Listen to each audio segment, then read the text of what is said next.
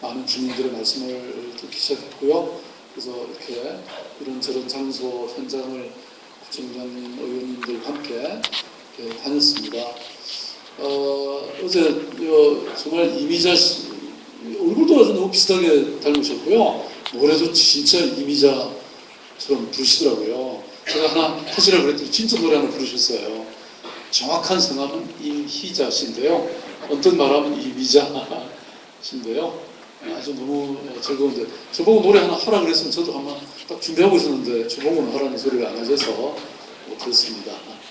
예, 어제 그리고 이제 하루 종일 그렇게 다닌 결과를 갖고 어제 서울시에서는 행정 1, 2부 시장님 또 시국 본부장님들이 다 같이 와서 종로구 간부들과 함께 오전에 낮에 우리가 봤던 것들을 가지고 아주 깊은 토론을 했습니다.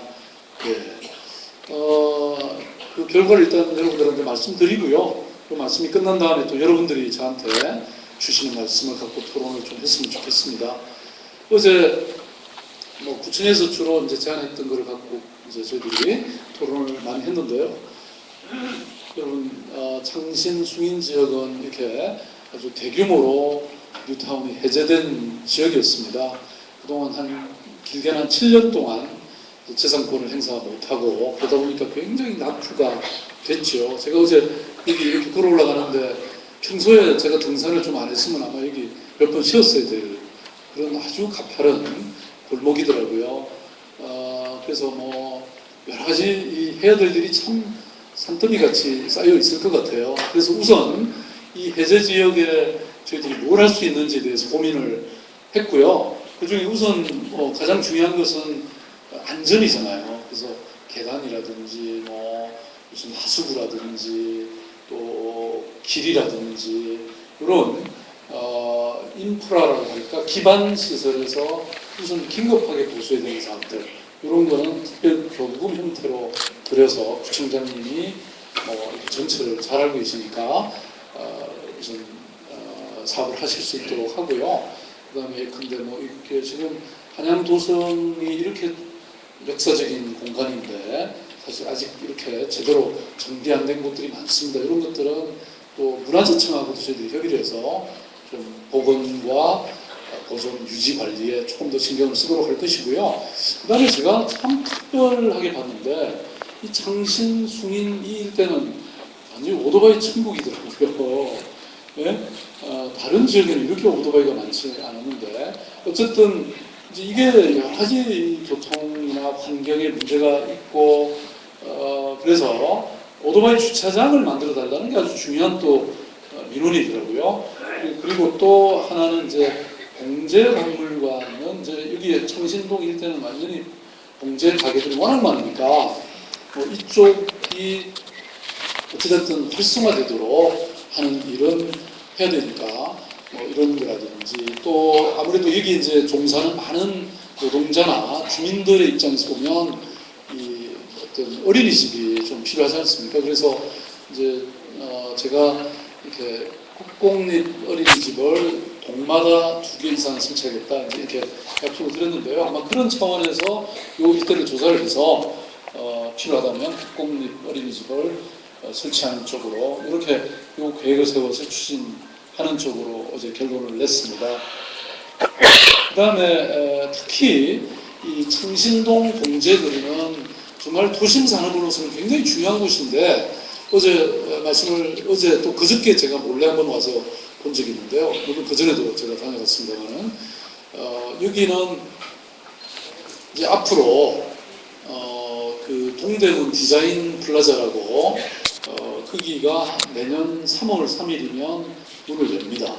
그러면 저는 그 공간 안도 여러 가지 저희들이 고민을 해서 좀 세계적인 창조 산업의 전진 기지로 만들기 위해서 여러 가지 고민을 해서 지금 오픈을 할 것이고요. 근데 이제 문제는 저는 그것뿐만 아니라 그 인근의 어떤 의류, 패션 이런 쪽의 산업들이 잘 되도록 그래서 예를 들어서 광장시장의 원단 가게들이라든지 그게 한복 가게들 있잖아요. 그다음에 또 동시에 이쪽 창신동 쪽에 그 봉제 가게들이 잘 될 수 있도록 어떻게 하면 할 수 있을까? 이건 제가 벌써 오래전부터 고민을 해왔던 일입니다. 그래서 요거를 서울대학교 교수님한테 저희들이 용역을 이미 줘놨고요. 요게 2월이면 이제 용역이 끝납니다. 내년 2월이면. 그래서 그게 뭐 공제박물관을 건립한다든지 관광 투어 코스를 개발한다든지 공제거리를 활성화하는 굉장히 다양한 방법에 대해서 제가 어제 그저께 가봤더니 뭐 대학생 수십 명이 들어와서 그 지역을 다 깨알같이 조사를 하고 있더라고요. 그래서 거기에 나오는 결과를 가지고 저희들이 이쪽은 사업을 하면 좋겠다 이렇게 생각이 됐고요. 그 다음에 이제 사실 이렇게 보시면 참으로 어찌 보면 굉장히 낙후된 지역인데 또 어찌 보면 이게 여러분 우리가 활용하기에 따라서는 또 이렇게 잘 만들기에 따라서는 저는 여기가 정말 아름답고도 또 살기 좋은 동네로 우리가 만들 수 있다고 저는 그렇게 생각이 됩니다. 그래서 이 부분은 우리가 갑자기 무슨 사업을 하기보다는 이 뭐 도로는 말할 것도 없고 공원이라든지 여러 공공 기반 시설을 어떻게 해서 지금 뭐 겨울 되면 거의 오르락 내리락 하는 게 힘드시잖아요. 그래서 아까 마을버스도 넣어달라는 말씀도 있으셨고 그랬는데 뭐 그런 단편적인 것, 긴급한 것은 물론 하지만 저는 좀 더 장기적인 계획을 갖고 아주 치밀하게 저희들이 연구를 해야 되지 않는가 이런 결론을 내려서 구청과 함께 또 주민들이나 전문가들의 다양한 의견을 들어서 어떤 창신과 숭인 지역이 뭔가 특별한 곳이 되도록 만들어 보겠습니다. 예를 들어서 어제 제가 여기 어디죠? 공원에 있다가 이제 이렇게 숭인 쪽으로 내려왔는데 거기 채석장이 한 500m 되죠, 절벽이. 저는 서울시에 그런 처음 봤거든요. 그것도 저는 우리가 이 생각하기에 따라서 굉장한 명소로 만들 수 있는 그런 근간이 저는 될 것 같습니다. 거기다가 이런 길들을 우리가 이제 말씀드린 것처럼 여기가 동대문 DDP고 여기가 동대문이잖아요. 그럼 이게 이제 한양 도성이란 말이에요. 그러면 이런 그 일대는 아마 여기 파급 효과들이 계속 있지 않을까. 그리고 실제로도 제가 보기에는 이 일대를 그렇게 연구한 효과를 만들어서 발전시켜 나가는 게 굉장히 중요하다고 생각이 됩니다. 예를 들어서 우선 한양 도성만 하더라도요. 저도 시장 되기 전에는 한양 도성이 있다는 건 알았지만 이게 도대체 얼마나 가치가 있는지는 잘 몰랐습니다. 근데 재작년 겨울이었죠. 제가 하루 종일 그 18.6km를 다 걷고 나서 야 세상에 이런 자산을 어떻게 지금까지 이렇게 두고 있었냐 그런 생각이 들어서 유네스코 문화유산으로 등록하기로 결정했고요. 그리고 우리가 서울시 안에 과를 하나 만들었습니다. 한양도선 도감이라고 하는. 그래서 그 도감은 과장임급인데요. 지금도 한복을 입고 있습니다. 저는 본래는 조선시대 갑옷을 입고 다녀라. 그건 너무 더울 것 같아서. 네. 혹시 안 오셨죠? 이런 날 오셔야 되는데. 그래서 어쨌든 그렇게 해서 지금 과도 만들어졌죠. 한양도성 박물관도 만들고 있고요. 한양도성 연구소도 만들었습니다. 그래서 이것을 지금 금년에 아마 잘하면 예비 목록으로 등록이 될 것이고요. 그러면 한 2015년 6년 무렵에는 이 등록이 되지 않을까. 전문가들은 충분히 이게 되겠다고 얘기하더라고요. 이렇게 되면 세계적인 문화유산이 되기 때문에 이 지역을 방문하는 사람들이 굉장히 많아집니다. 그러면 이 산책객들, 이 관광객들을 중심으로 해서 이 종로, 이것을 가진 쪽이 종로와 저쪽 이 성북구잖아요. 이것을 저는 잘 활용하셔야 된다고 보고요. 그런 측면에서 시장 공간, 제가 살고 있는 것이 요 해화동 바로 요 집입니다. 요 집을 제가 금년 연말까지는 비워드리기로 했습니다. 아직 갈 곳도 지금 못 정했는데요.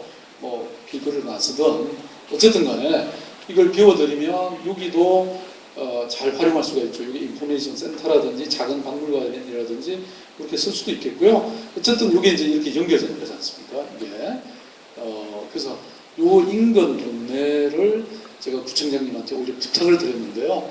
이 부분은 굉장히 특별한 마을들로 갖고 가시도록 그렇게 비전을 만들어 오시면 서울시도 함께 그렇게 해갈 것이고요.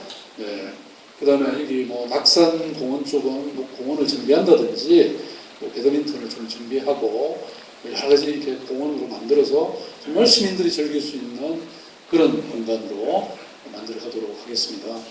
그 다음에 어제 이제 이것도 제가 현장도 가보고 또 우리 주민자치위원장님들이 요구하셨던 건데, 특히 창신동 그 골목시장도 여러 가지 이제 시장 상인들로서도 불편하고 주민들로서도 문제가 있어서 이쪽에는 우선 화장실이 공중 화장실이 하나도 없다 그러시더라고요.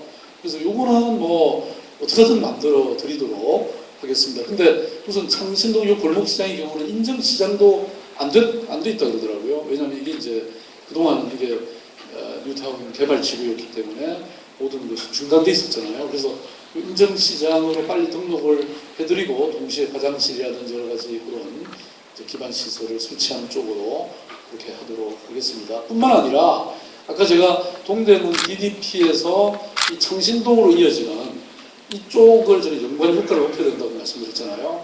그렇게 주변을 돌아보면 사실은 이 일대 뭐 무슨 문구점만 110개가 넘고요.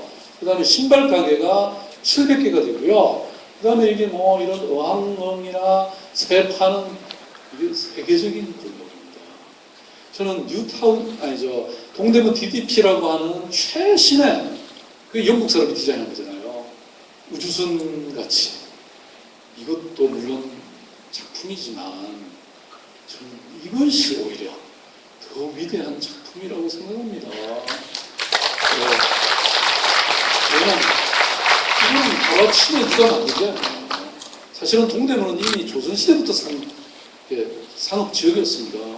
장이 금이 벌써 서기 시작했잖아요. 이런 오랜 역사를 가리고 많은 시민들의 피와 땀이 여기에 쓰여 있는 이런 곳을 저는 참 유지하고 또 활성화하고 그 다음에 시민들의 삶이 나아지도록 이렇게 만들어야 된다고 생각하기 때문에요.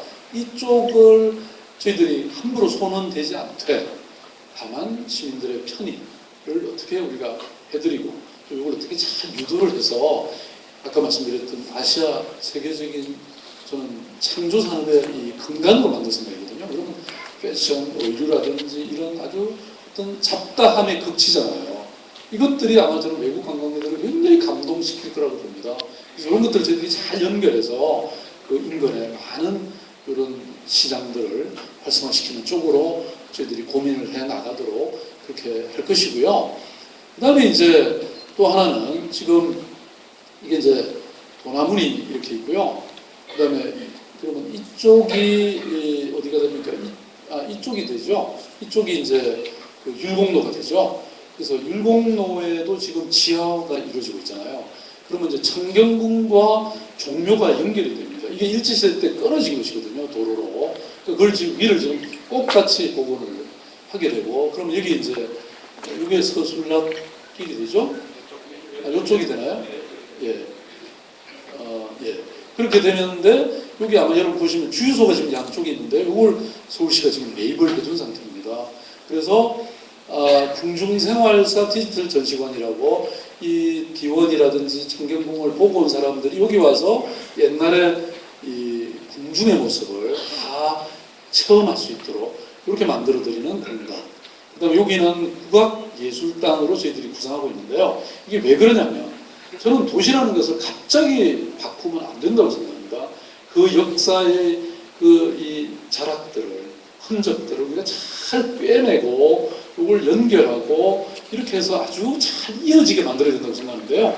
여기는 보시면 이 비원 요쪽에 장우극장이라든지 국악의 전통들이 있고요. 심지어는 여기 언젠가부터 도남문로의 양쪽에 국악기라든지 국악연수소라든지 뭐 무슨 이런 분들이 여기 와서 자리를